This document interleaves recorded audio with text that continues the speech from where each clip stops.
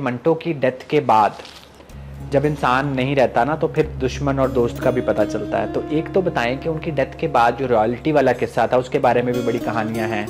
سو وہ کیا قصہ ہے؟ کوئی رائلٹی ملتی تھی آپ کو؟ صفیہ بی بی کو ملتی تھی؟ نہیں، امی جان کو تو کوئی رائلٹی نہیں ملی، اور امی جان کو جو ایک بہت ہی چھوٹی سی پینشن ملتی تھی وہ بھی میرے خیال میں حفیظ کاردار بنے تھے ایجوکیشن منسٹر، اور کیونکہ ان کی فیملی کے ساتھ جان پہچان تھی تو میرے خیال میں پتہ نہیں 500 روپے ہوتی تھی کیا، کچھ 250 سے شروع ہوئی ہوگی، پھر بعد میں شاید 500 ہو گئی ہوگی. مگر اس کے لیے بھی ان کو ہر 6 ماہ کے بعد کسی کچہری میں جانا پڑتا تھا بتانے کے لیے کہ میں نے شادی نہیں کی اور میں حیات ہوں. وہ بڑا ڈیمیننگ سا لگتا ہے. لیکن ہم نے جو ہماری انڈرسٹینڈنگ ہے کہ منٹو صاحب نے اپنی زندگی میں اپنے رائٹس پبلشرز کو دے دیے تھے، تو اور ان کے انتقال کے بعد صرف شاہد احمد دہلوی نے وہ رائٹس واپس کیے.